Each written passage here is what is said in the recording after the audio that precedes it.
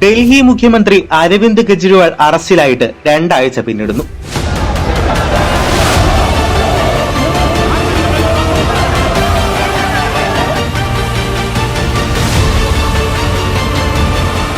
ജയിലിലിരുന്ന് കെജ്രിവാൾ ഡൽഹി ഭരിക്കുമ്പോൾ ഒരുപക്ഷെ ബിജെപിയും കേന്ദ്ര സർക്കാരും പ്രതീക്ഷിച്ചതുപോലുള്ള രാഷ്ട്രീയ പതനം സാധ്യമായില്ല എന്ന് വേണം മനസ്സിലാക്കാൻ.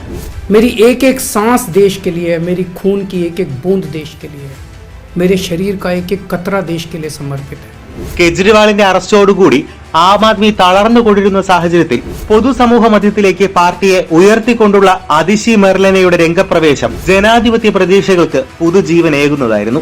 ആം ആദ്മിയിൽ കെജ്രിവാളിനൊപ്പം തന്നെ പോരാട്ടവീര്യം അവകാശപ്പെടാവുന്ന അതിശി ധനം, റവന്യൂ, വിദ്യാഭ്യാസം ഉൾപ്പെടെയുള്ള 18 വകുപ്പുകളുടെ ഉത്തരവാദിത്വം വഹിക്കുന്ന കെജ്രിവാൾ മന്ത്രിസഭയിലെ മന്ത്രിയാണ്. ബിജെപിയുടെ ലക്ഷ്യങ്ങൾ വളരെ നേരത്തെ തിരിച്ചറിയാനുള്ള രാഷ്ട്രീയ പാഠവം തന്നെയാണ് അതിശിയെ മറ്റ് നേതാക്കളിൽ നിന്ന് വ്യത്യസ്തയാക്കുന്നത്.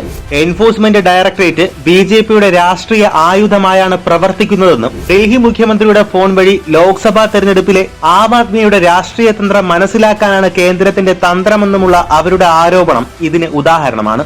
ഏതാനും മാസങ്ങൾക്ക് മുമ്പ് മാത്രം വാങ്ങിയതാണ് കെജ്രിവാളിന്റെ ഫോൺ. മദ്യനയം രൂപീകരിച്ച സമയത്ത് അദ്ദേഹം മറ്റൊരു ഫോണാണ് ഉപയോഗിച്ചിരുന്നത്. ആ നിലയ്ക്ക് ഇപ്പോൾ ഇഡി കെജ്രിവാളിന്റെ മൊബൈൽ ഫോൺ പിടിച്ചെടുത്തിരിക്കുന്നത് ബിജെപി അവരെ രാഷ്ട്രീയ ചട്ടുകമായി മാറ്റി എന്നതിന്റെ തെളിവാണ്. കെജ്രിവാളിന്റെ ഫോണിൽ എന്താണുള്ളതെന്ന് യഥാർത്ഥത്തിൽ അറിയേണ്ടത് ഇഡിക്കല്ല, ബിജെപിക്കാണ് എന്നാണ് അതിശി വാർത്താ സമ്മേളനത്തിൽ ആരോപിച്ചത്. अरविंद केजरीवाल जी के फोन का पासवर्ड ईडी को नहीं चाहिए. अरविंद केजरीवाल जी के फोन का पासवर्ड भारतीय जनता पार्टी को चाहिए.